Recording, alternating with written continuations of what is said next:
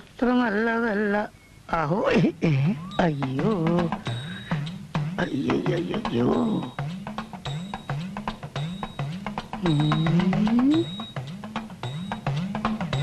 ഓടിക്കളഞ്ഞാലോ? അലപ്പന്തിര അങ്ങോട്ട് ഓടുന്നു. ഇതൊക്കെ പറഞ്ഞ് അഡ്ജസ്റ്റ് ചെയ്യാന്നേ. ഓഹോ 100 ആയുസ്. ഞാനിപ്പോ കണ്ടതേ ഉള്ളൂ, അല്ല ഞാനിപ്പോ ഓർത്തതേ ഉള്ളൂ. ആളെ പിന്നെ കണ്ടില്ലല്ലോ. പിന്നെ അന്നത്തെ തകിടില്ലേ, അതൊരു പ്രേതലേഖനായിരുന്നു. ഓ അതായത് 100-200 വർഷങ്ങൾക്ക് മുമ്പ് പുതുശ്ശേരി തറവാട്ടിലെ കാര്യസ്ഥനായിരുന്ന ഒരു കുഞ്ചിത പാദം അന്നത്തെ ഗൃഹനാഥന്റെ മകൾക്ക് വളരെ രഹസ്യമായിട്ട് എഴുതിയ ഒരു പ്രേമലേഖനായിരുന്നു. ആദ്യത്തെ കുറെ അക്ഷരങ്ങൾ ഞാൻ തപ്പിപ്പിടിച്ച് വായിക്കാൻ ശ്രമിച്ചിരുന്നു. അത് പുതുശ്ശേരി തറവാടിനെ പറ്റിയുള്ള എന്തോ രേഖയാണെന്നാണ് എനിക്ക് തോന്നിയത്. ഇത് തോന്നിയതല്ല, ഞാൻ വ്യക്തമായി വായിച്ച് അർത്ഥം മനസ്സിലാക്കിയതാ. എവിടെ ആ തകിട് കാണട്ടെ? അതെ, ഞാനല്ല, ഇവിടെ ഇരവി രാമൻപിള്ള ഒരു പ്രശ്നം നോക്കാൻ വേണ്ടി വന്നിരുന്നു. തകിട് കണ്ടപ്പോ അദ്ദേഹം പറഞ്ഞു ആ തകിട് അദ്ദേഹത്തിന് വേണമെന്ന്. അദ്ദേഹത്തെ തകിട് കാണിച്ചെന്തിനാ? അവർ അദ്ദേഹത്തിന്റെ വീട്ടിൽ നിന്ന് എടുത്ത തകിടായിരുന്നല്ലോ. എടുത്തെങ്കിൽ എടുത്ത ആളിന് എന്നെ തിരിച്ചു കൊടുക്കാൻ അറിയായിരുന്നു. എന്നോട് ചോദിച്ചപ്പോ ഞാൻ അങ്ങ് എടുത്തു കൊടുത്തു പോയി. അപ്പഴേ കുറ്റി കുറ്റി കുറ്റി എനിക്ക് ഈ സ്വല്പം തിരക്കുണ്ട്, അപ്പൊ ഞാൻ പോയിട്ട് വരാം.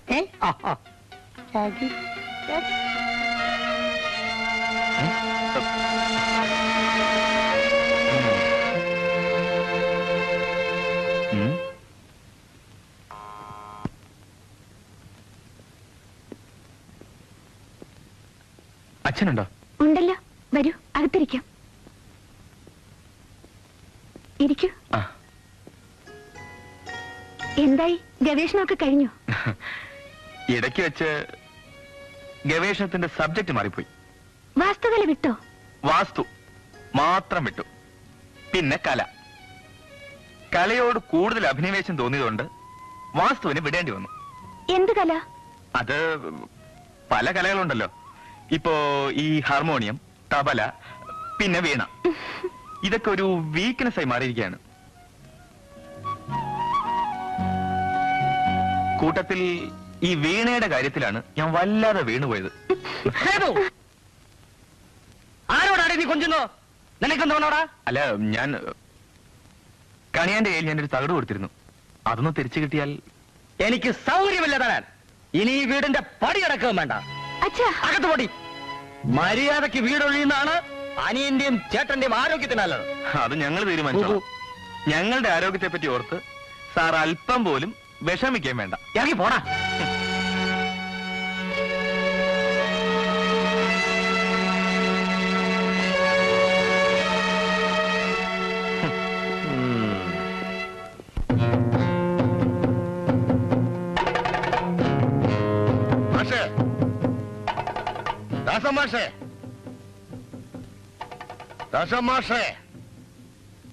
ഇവിടെ ഇല്ലേ അവൻ?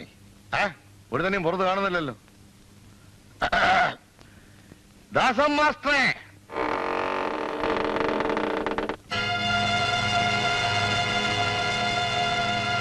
എന്താ വേണ്ടത്? ഞങ്ങളെ തന്നെ കാണാനല്ല, മാഷെ കാണാനാവണോ? എന്താ കാര്യം? അത് ഞങ്ങൾ ആണുങ്ങൾ തമ്മിൽ സംസാരിച്ചോളാം. ഞാൻ പിന്നെ ആരാ, പെണ്ണാണോ എന്ന് ചോദിച്ചാലിപ്പോ ഇത്രയും പേരുടെ മുമ്പ് വെച്ച് സംശയം തീർക്കുന്നത് എങ്ങനെയാ? ഉടക്കാനുള്ള പ്ലാനാണോ? ഉടക്കാനുള്ള കൈത്തരിപ്പൊക്കെ ഉണ്ട്, പക്ഷെ തണ്ടി അല്ലല്ലോ. കാര്യം പറ തോമാച്ചേട്ടാ, ഏക്കുന്നില്ല മതിയല്ലോ അടുത്ത പടി. നിന്റെ ചേട്ടനെ വിളി. മാഷെ ഇവിടെ ഇല്ല. ഇല്ലെങ്കിൽ വേണ്ട. അപ്പേ പിള്ളാച്ചന് വീടൊഴിഞ്ഞു കൊടുക്കുന്ന കാര്യത്തിൽ താനാ ഇടങ്കോലെന്നാണ് കേട്ടല്ലോ, നേരാണോ? അത് ഞങ്ങൾ ബന്ധപ്പെട്ടവരോട് സംസാരിച്ചു കഴിഞ്ഞു. ബന്ധപ്പെട്ടവരാ ഞങ്ങളൊക്കെ. ഞങ്ങളുടെ നാടിന്റെ കണ്ണിലുണ്ണിയാ എരവി മുതലാളി. എരവി മുതലാളിയുടെ ഒരു പ്രശ്നം നാടിന്റെ ഒരു പ്രശ്നമാണ്. പിള്ളേച്ചന് വീട് വേണമെന്ന് പറഞ്ഞാലേ ഒഴിയണം. കണ്ട പാലക്കാട് എന്നൊക്കെ എവിടെ നാട് ഭരിക്കാൻ നിന്നാലേ. ഉള്ള കാര്യം പറ. ഒഴിയുന്നോ അതോ ഒഴിപ്പിക്കണോ? അത് തന്നോട് പറയേണ്ട കാര്യം എന്താ? താനോ? അയ്യോ, തോമാച്ചനെ കയറി താനെന്നോ? പിന്നെ അച്ഛാന്ന് വിളിക്കണോ? വേണം, തോമാച്ചാന്ന് വിളിക്കണം. വാ ഉത്തരവ്. ഞാൻ ഇയാളെ പട്ടിന്ന് വിളിക്കാത്തത് ഇയാൾക്ക് എന്റെ അച്ഛന്റെ പ്രായമുള്ളതുകൊണ്ടാ. നോക്കി നിൽക്കുന്നോടാ, എങ്ങാണ്ടെന്ന് വന്ന ഒരു തെണ്ടി എന്നെ പട്ടിയെന്ന് വിളിക്കുന്നത് കേട്ടിട്ട് മിണ്ടാതെ നിൽക്കുന്നോടാ. നീ എന്താ വിളിച്ചത്? പട്ടിന്നോ? വേണമെങ്കിൽ ഒരു വിശേഷണം കൂടി ആവാം. തെരുവ് പട്ടി.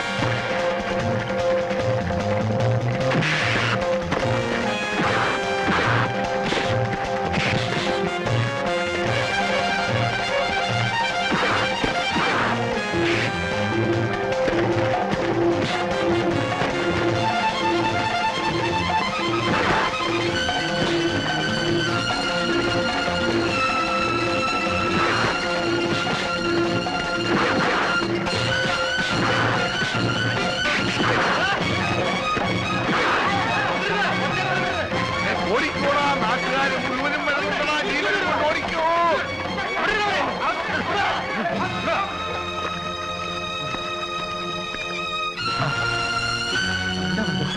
ആ പിള്ളേരുടെ റൗഡികളാ. വല്ലതും പറ്റിയോ? ഞാൻ കണക്കിന് കൊടുത്തിട്ടുണ്ട്. സൂക്ഷിക്കണം, ആ തോമ വിഷപ്പാമ്പാ. പോരെങ്കിൽ പിള്ളേരുടെ കമ്പനിയും. ഇനി എന്തോ സൂക്ഷിക്കാൻ? ഇനി ഇവിടെ നിറങ്ങണാൽ തലയറുത്തിടണം. നീ വാ, എന്നാ പിന്നെ ഞങ്ങൾ പോട്ടെ. പോവാ. ഇനി അവന്റെ ആയുസിൽ അവൻ എഴുന്നേറ്റ് നടക്കത്തില്ല. അതുപോലെ പെരുമാറിയിട്ടുണ്ട്. എന്നിട്ട് വീടൊഴിയാൻ സമ്മതിപ്പിച്ചോ? ആദ്യം അവൻ സമ്മതിച്ചതാ. ഇലവിളി കേട്ട് നാട്ടുകാർ കുറെ ഓടിക്കൂടി. എങ്ങാനും കാഞ്ഞു പോയാ സാക്ഷി പറയാൻ ആളുണ്ടാകുമല്ലോ എന്ന് കരുതി തോമാ തല്ലങ്ങ് നിർത്തി. വീടൊഴിയുമോ? ഒഴിയുമോ എന്ന് ചോദിച്ചാ ഒഴിയണം. ഉളുവാ പിള്ളേച്ച, കൊടുക്കാൻ പോയപ്പോ കൊണ്ടു കാണും ഇല്ലടോ. കൊള്ളണമെങ്കിലേ തോമാ ചന്തപ്പണിക്കലായിരിക്കണം.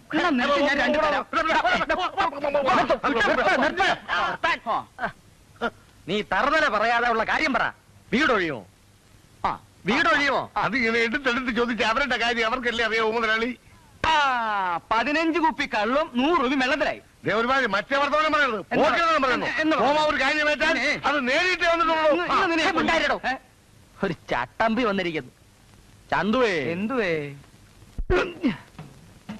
ഗണകന്റെ അറ്റ കൈയൊന്ന് നോക്കിയാലോ? എന്ത് ക്ഷുദ്രം? ഗണകൻ ക്ഷുദ്രം ചെയ്താൽ പ്രേതങ്ങൾ വീടൊഴിയും. അവന്മാരവിടെ ഉറക്കുകയും ചെയ്യും. തലവേദനയായല്ലോ ഈശ്വര. മുതലാളി സാറേ, ഇരവിച്ചേട്ടാ, ഞങ്ങളുടെ കാര്യം ശല്യപ്പെടുത്താത്ത പോടോ.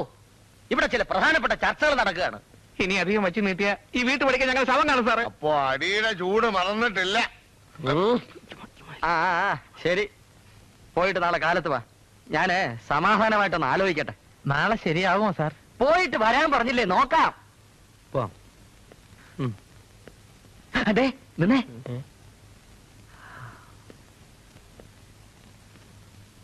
സസ്പെൻഷൻ ഞാൻ പിൻവലിപ്പിക്കാം. ചേട്ടാ, പക്ഷേ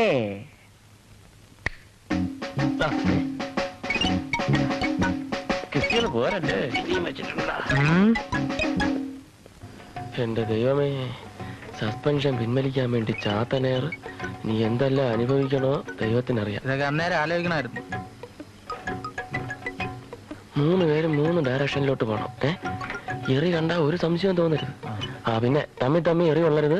കൊണ്ടു കഴിഞ്ഞ് അബദ്ധം പറ്റിയാന്ന് പറഞ്ഞാ പ്രശ്നമാവും. നീ ആരുടെ കമാൻഡ് വേണം കേട്ടല്ലേ?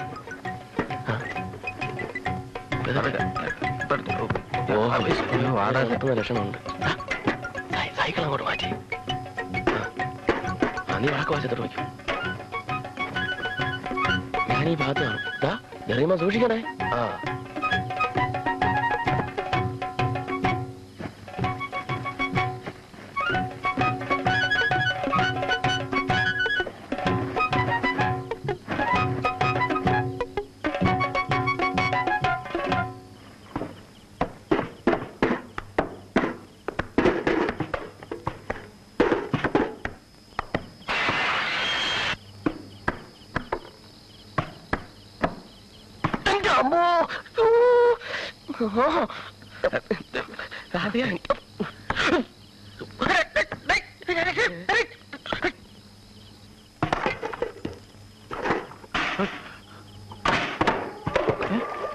ഗോപാ, ഗോപാ,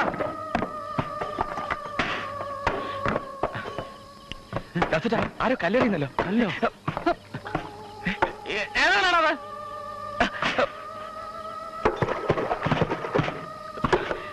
ആ ടോർച്ച് ഞാൻ നമുക്ക് പോയി നോക്കാം. ഈ രാത്രിയിലോ? പിന്നെ ഇപ്പൊ കല്ലെറിയുന്നതിന് രാവിലെയാണ് പോയി നോക്കുന്നത്. ഇപ്പൊ പുറത്തിറങ്ങുന്നത് ബുദ്ധിയല്ല. എന്റെ ദാസത്തിന് പേടിയുണ്ടോ? എന്റെ പേടി അതല്ല. ഈ നാട്ടുകാർ പറയുന്ന പോലെ ഇത് ശരിക്കും ചാത്തനാണോന്നാ. അത് ശരി. 2 കല്ല് കണ്ടപ്പോ ദാസേട്ടന്റെ യുക്തിവാദമൊക്കെ തീർന്നോ? തീർന്നിട്ടല്ല. ചാത്തനാണെങ്കിൽ ഇപ്പൊ നമ്മൾ പുറത്തിറങ്ങാൻ പാടില്ല. അതാ യുക്തി. അതെ,